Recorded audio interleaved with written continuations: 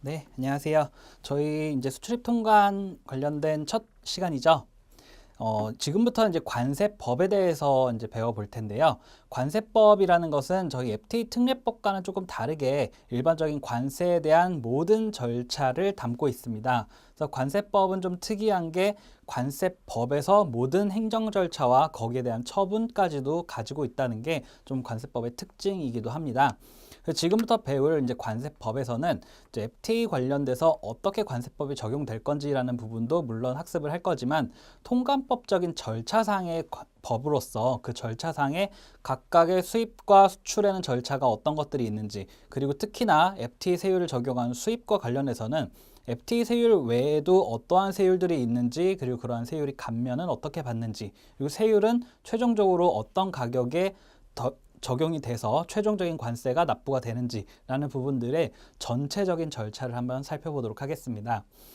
교재를 이제 먼저 보실게요. 관세에 대한 이제 기본 이론부터 진행을 할 텐데요. 저희 관세라는 게 어떤 건지는 다 알고 계시죠? 우리나라에 수입되는 물품에 대해서 일정 율의 세금을 적용하는 것을 저희 이제 관세라고 이야기를 합니다. 그래서 우리나라로 이제 수입되는 화물에 대해서는 모두 관세를 부과를 하고 있습니다. 그래서 관세 같은 경우는 이제 수입에 일반적으로 부과가 되고 수출에 부과가 되는 수출세도 있고 우리나라를 통과해도 부과하는 통과세라는 개념도 있어요. 근데 우리나라 같은 경우에는 수출세와 통과세는 부과가 되지 않고 수입 물품에 한해서만 관세를 부과를 하고 있습니다. 그래서 이제 수입 물품에 대해서만 부과한다라는 점 잘 알아두시면 되겠고요. 그리고 이제 교재에서도 나오지만 물품에 대해서 부과하는 조세이다라고 나오죠. 그래서 관세라는 것은 교역을 수입하는 물품, 교역을 통해서 우리가 수입하고자 하는 어떤 물품에 대해서 부과가 되는 것이고, 이를 일반적으로 저희는 유체물이라고 이야기를 합니다. 반대로 반대 개념이 무체물이라는 개념이 있죠. 그래서 저희가 이제 해외에서 어떤 소프트웨어를 구매를 해서 그 소프트웨어를 다운받는다든지 어떤 디지털 영상 같은 것들을 전송받는다든지 하는 부분들은 무체물로서 수입 물품 과세 대상이 아니게 됩니다. 그래서 우리는 유체물에만 부과한다는 점, 예외적으로 무체물, 어떠한 물품에 대한 권리 같은 것들이 이제 유체물에 체화된 경우에만 예외적으로 이제 과세가 된다고 보시면 되겠습니다. 이러한 관세는 그 관세만의 성격이라는 걸 가지고 있습니다. 그래서 보시면 이제 관세는 국세다. 우리나라의 조세 수입을 부담하고 있는 하나의 국세로서 이제 국가의 세금으로서 사용이 되는 부분입니다. 또한 이제 간접세, 소비세라는 이야기가 나오는데요. 관세의 가장 특징적인 부분 중에 하나입니다.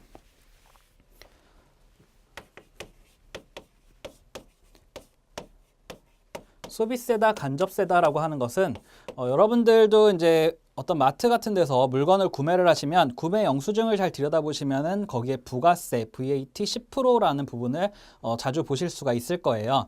최종적으로 내가 구매하는 어떤 물건의 10%에 대한 부가세는 최종 소비자가 부담을 하게 되죠.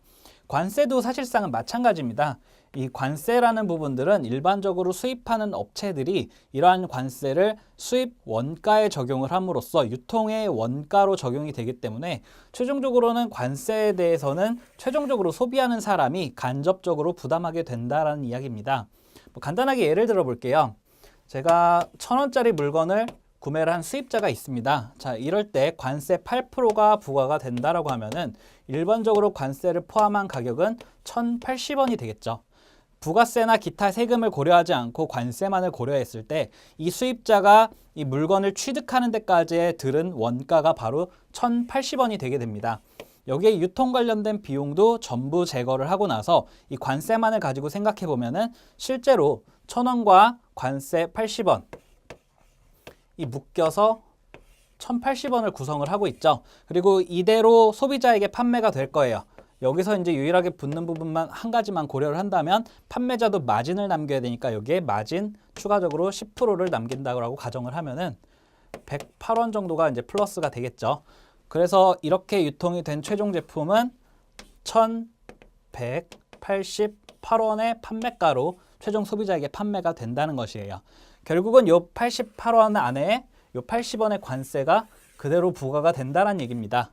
그래서 관세라는 것은 실질적으로 구매자가 최종적으로 납부를 하지는 않지만 이 부분들은 소비 유통 과정에서 소비세적인 성격으로서 최종 구매자에게 전가가 된다. 그래서 소비세적 성격을 갖고 있다. 간접세의 성격을 가지고 있다라고 보시면 되겠습니다.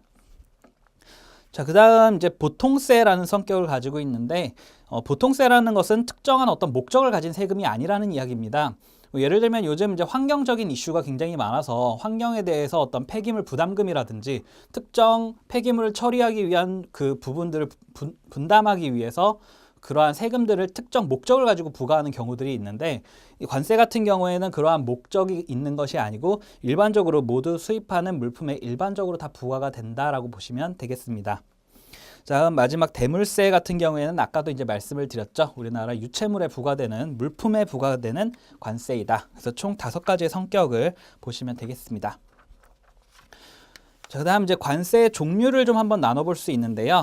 행위 대상에 대해서 분류를 해보면은 초반에 말씀드렸던 수입 물품에 대해서 부과를 하는 수입세, 수출 물품에 대해서 부과하는 수출세, 그리고 국경을 통과하는 데 있어서 부과가 되는 통과세, 한 3가지 정도의 종류가 있는데 우리나라에서는 현재 수입 물품에만 관세를 부과하고 있다라는 점 강조를 드리고요. 그 다음 과세 방법에 따른 분류에서 과세 방법이라는 것은 저희가 이제 관세는 제가 방금 예를 들었을 때 8%라고 얘기를 했었죠. 8%의 관세율 를 이제 설명드렸던 건 저희 나라의 이제 평균적인 관세율이 8%가 적용되고 있기 때문에 그랬던 것이고요. 퍼센테이지라는 것은 수입 가격의 일정한 율로 부과를 할 수도 있습니다. 그래서 앞에 어떠한 가격을 두고 일정한 율을 적용함으로써 최종적인 관세를 산출하는 방법이 있어요. 그래서 앞에 가격을 기초로 했기 때문에 우리는 이것을 종가세라고 얘기를 합니다. 자, 그런데 이런 것들 말고 일부 물품에 대해서는 앞선 가격에 대해서 부과를 하는 것이 아니고 어떤 총량에 대해서 부과를 하기도 합니다. 예를 들면 필름 같은 경우에는 몇 미터라고 하는 길이 단위가 있죠. 이 길이 단위에 곱하기 미터당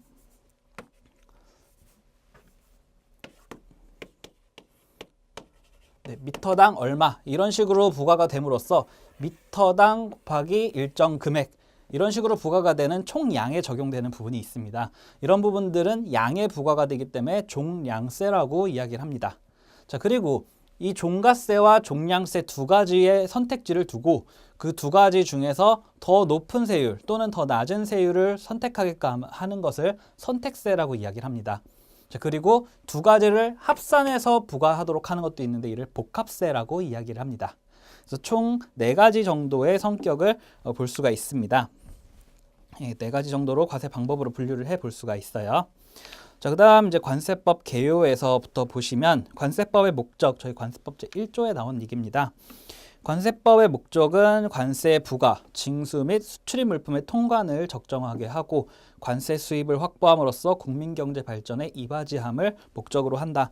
자, 여기서 보면 이제 관세를 부과하거나 징수하는 수출입 통관 물품들에 대한 어떤 통관법적인 절차를 가지고 있고 관세 수입을 확보하는 어떤 조세 수입적인 목적도 가지고 있다라는 목적의 2가지 정의를 볼 수가 있습니다. 이 부분은 이제 목적 부분은 크게 중요한 부분은 아니고요. 자, 그다음 관세법의 성격 부분도 크게 중요한 부분은 아닙니다. 이제 쭉 살펴보고 가시면 되는데 여기서 이제 좀 2가지만 짚고 넘어가도록 할게요. 일단은 첫 번째 쟁송 절차법 성격을 가지고 있다. 앞에 있는 형사법적 성격과 같이 묶어서 보시도록 하겠습니다. 관세법은 제가 초반에 말씀드렸다시피 관세법에서 형법과 형사소송법, 즉 절차법적인 형법을 그대로 관세법에도 가지고 있어요. 그래서 관세법에서 어떤 처벌에 대한 조항들을 가지고 있기 때문에 직접적으로 관세법으로서 처벌을 할 수가 있습니다. 그리고 이 관세법에서 가지고 있지 않은 형사법적인 어떤 절차들은 이제 형사법이나 또 행정소송법 같은 것들을 이제 준용하도록 하고 있음으로써 관세법 자체가 형사법적인 성격을 가지고 있고 또한 쟁송 절차법적인 성격을 가지고 있다라고 이야기를 합니다. 이게 관세법의 굉장히 큰 특징 중에 하나입니다.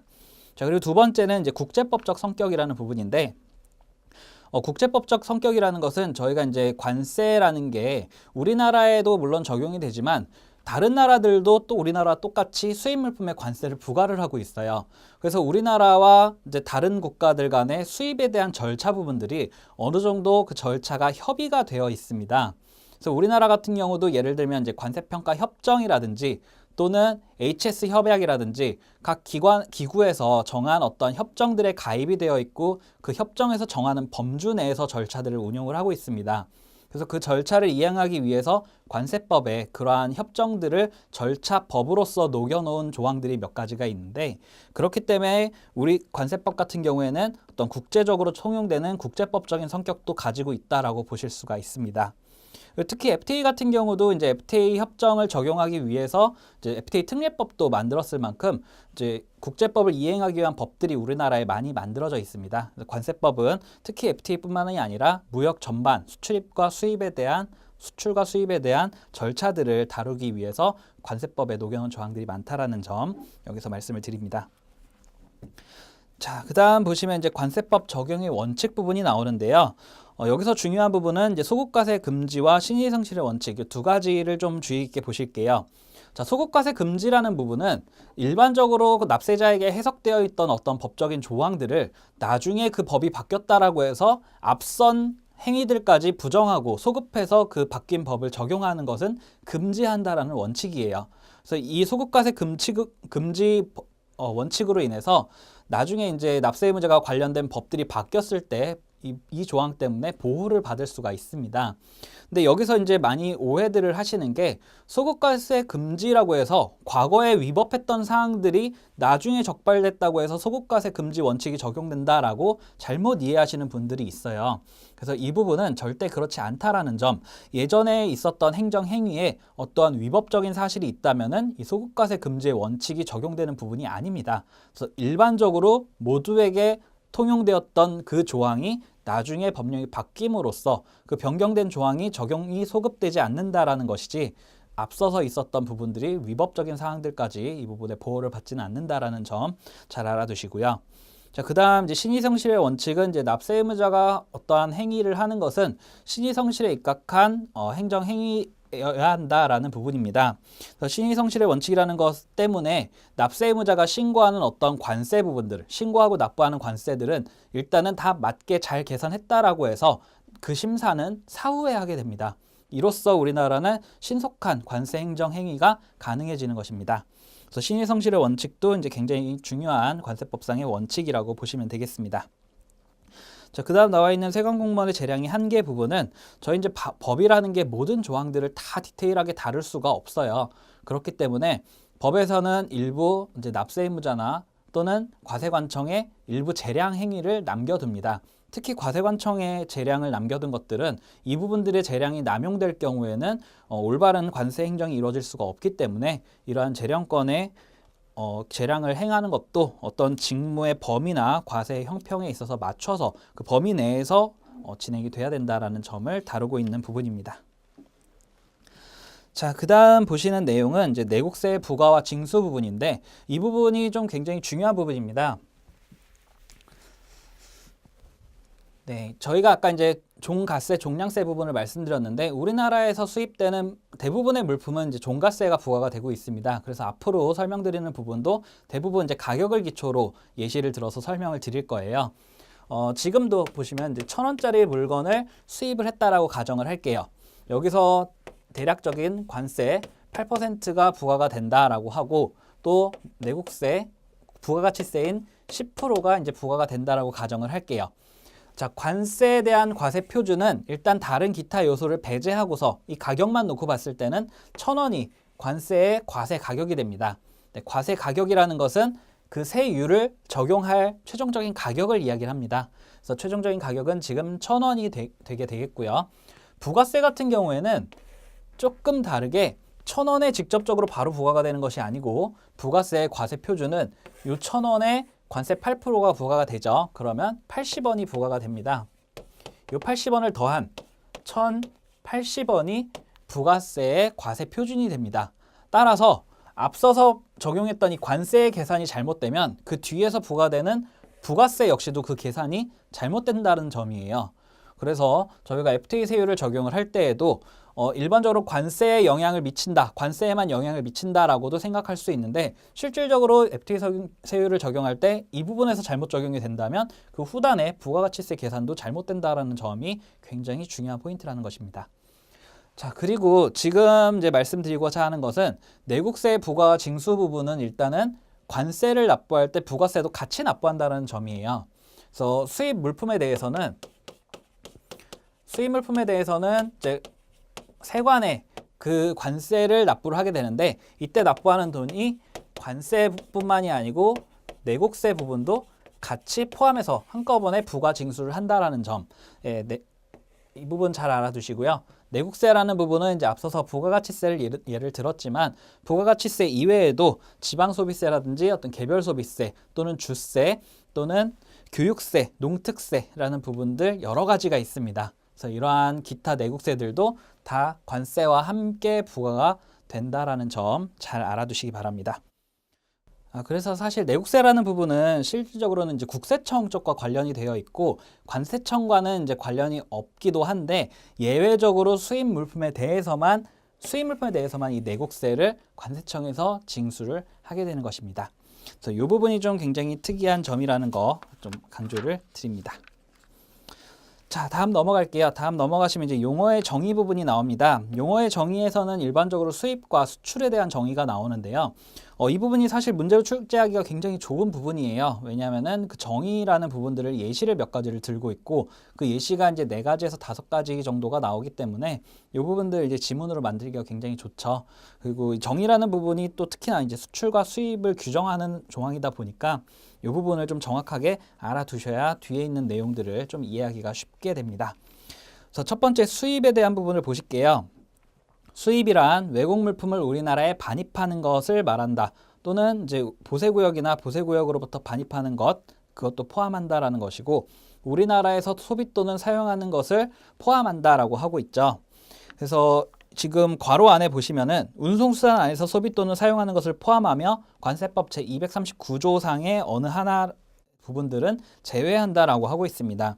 그래서 우리가 여기서 알아야 되는 게 그럼 우리나라에 들어오는 어떤 수입이라는 부분의 정의가 반입이라는 것과 소비 사용 이 2가지가 있는데 이러한 것들이 어떤 내용들을 담고 있는지라는 부분을 잘 알아두셔야 되고 또한 이제 우리나라 운송수단 안에서 소비 또는 사용하는 것이 또 어떤 것을 말하는지 그리고 마지막으로 관세법 제239조에 따른 소비 또는 사용은 왜 제외가 되는지 도대체 어떤 것들이 있기에 제외가 되는지라는 부분들을 좀 알아보시면 되겠습니다.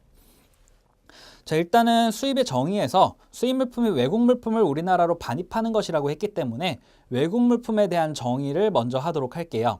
자, 일단은 그 개념을 먼저 설명드리도록 하겠습니다. 자, 보시면 자, 수출국이에요. 수출국에서 어떤 물품이 우리나라로 넘어오게 되겠죠. 자, 수입국으로 물건이 넘어오는데 자, 화물 자체가 외국에 있는 물건은 당연히 이제 외국 물품이겠죠. 자, 그리고 이것이 우리나라로 운송이 돼서 왔을 때 이 당시에는 수입 통관이 되기 전입니다. 이 구역을 이때 물건이 보관되는 구역을 우리는 보세구역이라고 부릅니다. 그래서 이 보세구역 부분은 저희 관세법 후단에서 이제 학습을 하게 될 거고요. 이 보세구역 안에 들어있는 장치 물품 자체는 아직은 외국 물품이에요. 그래서 그 물건이 우리나라에 도착은 했지만 국경은 넘었지만 아직 관세선은 넘지 않았다라고 보시면 되겠습니다. 즉 관세선과 국경은 반드시 일치하지 않는다라는 점을 좀 알아두셔야 되겠고요. 이 보세구역 안쪽에 있는 물건들은 이제 아직 외국 물품이다라고 말씀을 드렸는데 이게 이제 우리나라로 실질적으로 들어와서 내국 물품이 되려면 중요한 절차 한 가지를 거쳐야 돼요. 바로 그 절차가 수입 통관입니다. 네, 수입 통관을 하고 관부가세를 납부한 물건 자체가 이제 들어왔을 때 바로 내국 물품이 되게 됩니다. 그래서 실질적으로 화물이 반입된 경우에 이제 내국 물품이다라고 얘기를 하는데 법적인 성격상으로는 아직 보세구역이 있기는 하지만 이 안에서 수입 신고가 수리가 되었다면은 그 물건은 내국 물품이다라고 보면 되겠습니다. 그래서 외국 물품의 범위는 외국으로부터 우리나라에 도착한 물품이다라고 하는데 도착은 했지만 아직 통관이 안 됐다라는 얘기죠. 그래서 아직은 외국 물품이다. 그리고 외국 선박 등이 공해에서 채집하거나 포획한 수산물 그리고 이를 통해서 가공한 물품들 전부 다 외국 물품이죠. 공해라는 것은 예, 바다를 얘기를 합니다. 우리나라 영해가 아닌 공공의 영해, 바다를 이야기를 하는데 거기서 채집한 선박이 네, 물고기들을 눈, 코를 그릴게요. 물고기들을 잡아 올렸다면은 이것은 선박의 국가를 따라갑니다. 그래서 만약에 공해에서 우리나라 선박이 이걸 잡았다면 이 물고기는 내국 물품, 우리나라 물품이에요. 근데 지금 보셨다시피 책에서 외국 선박에 의해서 채집됐다라고 함으로써 이것은 아직 외국 물품이에요. 마지막 단서 조항에 아직 수입 신고가 수리되기 전이라고 얘기를 하고 있죠. 즉 수입 신고가 수리됐다면 우리나라 물품일 텐데 그렇지 않기 때문에 외국 물품의 범주다라고 이야기를 하는 것입니다. 자, 그다음 수출 신고가 수리된 물품. 이제 아까 수입 말씀드렸던 것과 반대 개념입니다. 우리나라에 있는 물품이 우리나라도 수입을 할 수도 있지만 수출도 할 수 있죠. 그래서 우리나라에 있던 물품을 수출을 할 때 이때도 당연히 해야 되는 절차 중에 하나가 수출 통관이에요. 그래서 이 수출 통관이라는 것은 실제 물건이 있는 그 장소에서도 할 수 있고 어떤 이런 보세구역에 장치시켜 놓고 수출 신고를 할 수도 있어요. 어디서든 할 수 있는데 일단은 수출 신고가 수리가 되었다면 그 물건 자체는 어디에 있든 간에 외국 물품으로 본다라는 얘기입니다. 그래서 반대 개념인 수출 신고가 수리된 물품도 외국 물품이다라는 점. 그리고 보세구역에서 보수 작업으로 외국 물품에 부과된 내국 물품. 자, 이 말은 무엇이냐? 자, 외국 물품이 일단 우리나라에 들어와서 보세구역이 있을 때는 아직 외국 물품이라고 말씀을 드렸죠. 이 상태의 물건. 자, 근데 이게 우리나라 들어와서 여기서 보수 작업을 해야 된대요. 뭐 예를 들면은 여기서 이제 완전하지 않은 상태로 물건이 들어와서 여기서 최종 조립 가공을 한다든지 또는 포장을 다시 한다든지 하는 여러 가지 보수 작업이 있을 수 있는데 그러한 보수 작업 승인을 받아서 이 구역 안에서 보수 작업을 한다라고 예를 들겠습니다. 자, 그럴 때 그 물건 자체, 가지고 온 물건 자체만으로 보수 작업을 하면 좋은데 여기에 작업을 할 때 내국 물품이 같이 투입이 돼서 보수 작업을 마저 해야 된대요. 만약에 그렇다면 이 외국 물품에 같이 더해지는 내국 물품은 전부 다 내국 물품이 아닌 외국 물품으로 보겠다라는 이야기입니다. 그래서 결론적으로는 여기에 붙은 내국 물품은 비록 우리나라 물건이었지만 수입할 때 그 가격도 더해서 추가적인 과세 가격을 구성한다라는 이야기입니다. 예, 세금을 더 많이 내야 된다는 얘기죠. 자, 그래서 외국 물품에 부과된 내국 물품도 이제 내국 물품도 이제 외국 물품으로 본다라는 점. 자, 그리고 보세 공장에서 외국 물품과 내국 물품을 원재료로 제조한 물품 중 수입 신고가 수리되기 전의 것. 보세 공장이라는 개념, 이제 보세 구역은 전부 다 이제 뒤편에서 배울 텐데 이 보세 구역도 보세 구역 안에서 할 수 있는 기능에 따라서 여러 가지로 나뉩니다. 지금 여기서 얘기하는 보세 공장이라는 것은 외국으로부터 원재료를 가지고 와서 이 공장에서 물건을 만든 후에 재수출하기도 하고 우리나라로도 들여올 수 있는 형태의 보세 구역을 이야기를 합니다. 그래서 보세 공장에서 만들어진 물건 자체도 아직은 외국 물품이라는 얘기죠. 그래서 큰 개념에서 아직 보세 구역 안에서 수입 신고가 수리가 안 됐다면 전부 다 외국 물품이다라는 개념을 가지고 계시면 되겠습니다. 다음 마지막으로 관세 환급을 목적으로 보세구역 또는 자유무역 지역에 반입한 물품. 이 부분은 이제 수출과 동일합니다. 관세 환급을 한다라는 것은 이제 우리나라에 들어왔다가 다시 내보내는 경우 또는 이제 외국에서 가져온 원재료와 우리나라에 있는 원재료를 가지고 내국에서 물건을 만들었는데 그 원재료들에 각각 부과되었던 관세들이 있죠. 자, 이를 되돌려받는 행위를 저희가 이제 환급이라고 이야기를 하는데 환급이라는 개념은 이제 무조건 돌려주는 게 아니고 그게 다시 우리나라에서 사용 안 되고 외국으로 나갔다라는 점을 확인시켜줘야만 조건부로 환급을 해주는 것입니다. 그래서 그 환급을 위해서 보세구역이나 또는 이제 자유무역 지역에 반입을 했다라는 거 그게 확인이 돼야만 환급이 가능하기 때문에 여기 들어와서 다시 나갈 것이 전제가 된 이러한 물품들은 전부 다 외국 물품으로 보겠다라는 이야기입니다. 그래서 외국 물품의 범위 보셨고요. 다음 이제 관세법 제239조에 따른 수입으로 보지 않는 소비 또는 사용. 네, 이 부분은 선용품, 기용품 이로써 이제 각각의 목적에 맞게 사용된 것들은 이제 소비 또는 사용으로서 수입으로 보지 않는다라는 이야기입니다. 왜냐하면은 일반적인 절차상 우리나라 또는 이제 우리나라 선박 안에서 또는 이제 국경에서 일반적인 그 목적상 소비가 되는 것들이기 때문에 이러한 것들까지 일일이 다 수입으로 볼 수는 없다라는 전제로 이러한 조항들을 가지고 있는데요. 그 내용을 보시면 이제 성용품과 기용품 또는 차량용품을 그 수단 안에서 소비하거나 또는 국경 안에서 소비한 것들을 이야기를 한다라고 얘기를 하는데, 선용품과 기용품이 뭔지를 이제 좀 알아보시면은 좀 이해가 쉽게 되실 겁니다. 자, 선용품과 기용품, 흔히 예를 들면 여러분 이제 선박이나 항공기를 타고 해외 여행을 다니실 때 사용하시는 물건들이 전부 다 선용품과 기용품이라고 보시면 되겠습니다. 그래서 그런 부분들은 우리나라로 출입국되는 여러 가지 운송수단에서 얼마든지 자유롭게 사용될 수 있고 그 안에서 목적에 의해서만 사용이 되고 있죠. 그래서 이러한 부분들은 일일이 다 수입으로 보지 않는다라는 점, 그 부분이 있고요. 자, 그다음 여행자가 휴대폰을 운송수단 또는 관세 통로에서 소비하거나 사용하는 경우, 자, 여러분들 이제 뭐 출출해서 항공기 타기 전에 어떤 음식물을 가지고 탔다, 또 돌아올 때도 마찬가지 그런 식으로 탔다라고 했을 때 그마저 전부 다 수입으로 본다면 굉장히 행정 절차가 복잡해지겠죠. 그래서 그러한 부분들도 역시 여행자가 휴대폰을 통상적인 목적에서 사용한 것이라면은 이 부분도 관세법상 수입으로는 보지 않겠다라는 점이 있고요. 그 다음 이제 기타, 관세법에서 인정하는 소비 또는 사용이라고 하는데 이 기타 부분은 그냥 무시하시고 위에 있는 세 가지만 잘 외워두시기 바랍니다. 자, 그 다음 이제 수입의 의제 부분이 있습니다. 이제 수입의 의제는 일반적으로 수입 신고는 이루어지지 않았지만 수입 신고가 이루어진 것과 동일한 효과를 주겠다라고 하는 것이 바로 수입의 의제 부분입니다. 그래서 보시면 수입의 의제는 채신관서가 수취인에게 내준 우편물 또는 관세법에서 따라 매각되거나 몰수된 물품들 또는 몰수에 사용된 운반기구들, 그리고 국고에 기속된 물품, 그리고 몰수에 가름해서 추징한 물품들이 있습니다. 전부 다 법적인 행위에 의해서 물건이 이제 압수되거나 몰수된 것들을 이야기를 하고요. 예외적으로 한 가지 우편물만 예외적으로 일반적으로 주고받는 우편물이지만 수입으로는 수입 신고는 따로 하지 않는다라는 점이 있습니다.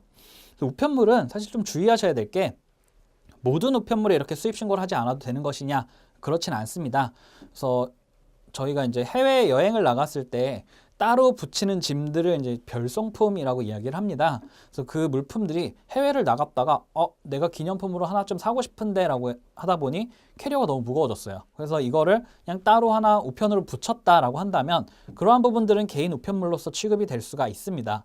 그렇지만 고가의 명품백들을 이제 넣어서 한꺼번에 가지고 들어가면 걸릴 것 같으니까 따로 보낸다든지, 또는 이거 우리나라에서 팔아보면 잘 팔릴 것 같은데 하면서 몇 박스를 구매를 해서 따로 보낸다든지 하는 것들은 다른 기타의 목적들이 있죠. 통상적인 우편이 아니죠. 그래서 그러한 부분들까지도 다 우편물로 취급하지는 않는다라는 점 잘 알아두셔야 됩니다. 그래서 그러한 물건들은 이제 우편물로서 도착을 하더라도 심사를 통해서 세관 수입 신고를 진행해야만 수취인에게 교부가 가능해집니다. 그래서 그런 부분들도 잘 알아두셔야 됩니다. 그래서 여기서는 일반적으로 우편물이라고 볼 수 있는 범주의 것들에 대해서 수취인에게 준 것으로서 주었다면은 수입으로서 본다, 수입으로 본다라는 점 알아두시면 되겠고요. 자, 그다음 이어서 보실 게 이제 수출 및 반송 부분입니다.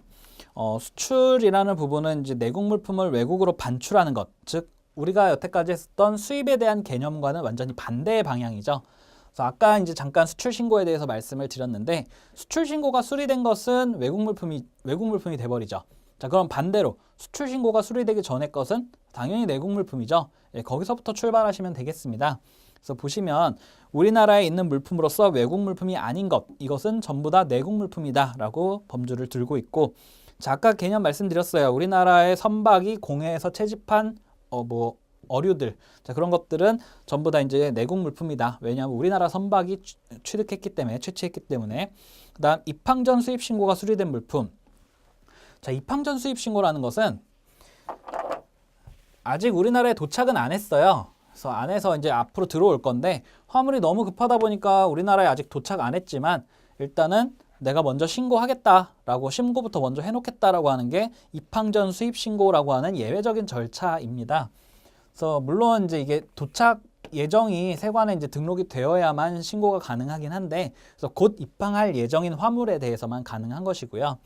그래서 이러한 입항전 수입 신고는 물건이 아직 도착은 안 했지만 여기 있는 물건에 대해서 이 물건들이 뭐가 들어올 것이다라고 세관에 수입 신고라는 것을 했다면은 이게 수리가 난 경우 비록 물건 자체가 해외에 있는 선박에 적재가 되어 있지만 그 물건도 우리나라 물품으로 보겠다라는 것입니다.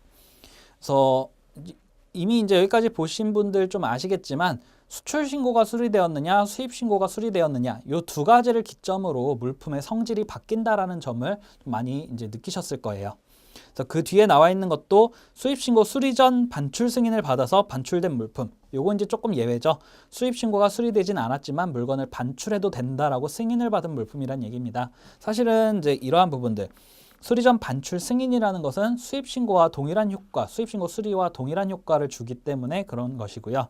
다음 수입 신고 전 즉시 반출 신고를 하고 반출된 물품 역시도 예외적인 행정 절차로서 이 즉시 반출 신고에 대한 승인 자체가 수입 신고 수리와 동일한 효과를 주기 때문에 이 세 가지는 묶어서 수입 신고와 동일한 것이다라고 이해를 하시면 되겠습니다. 자, 이제 반송 한 가지 더 볼게요. 자, 반송이라는 것은 이제 국내에 도착한 외국 물품이 수입 통관 절차를 거치지 않고 외국으로 돌아가는 것을 이야기를 합니다. 여러분들 이제 물건 구매하실 때 마음에 안 들면 반품 많이 하시죠? 똑같습니다. 우리나라에 수입된 어떤 화물이 물론 전제는 있어요. 이 보세구역이라는 구역 안에 있을 때 수입 신고를 진행하지 않고 이 상태로 들어왔다가 다시 나가는 것을 반송이라고 이야기를 해요. 그래서 이 부분들 보시면 되겠고, 수출과 반송의 의제는 간단합니다. 수입은 좀 여러 가지가 있었지만 수출과 반송의 의제는 우편물에 대해서만, 우편물을 우리나라 이제 우체국에서 통관 우체국에서 발송한 우편물 또는 반송한 우편물, 이 두 가지는 수출의 의제, 수출을 한 것으로서 본다라는 점 있습니다. 자, 정의 부분 이제 운송수단과 성기용품들이 있는데, 자, 이 부분은 이제 크게 중요한 부분은 아니에요. 다음 시간에 이어서 간단하게 살펴보고 그 뒤에 진도 계속 이어서 나가도록 하겠습니다. 이번 시간 여러분들 고생 많으셨습니다.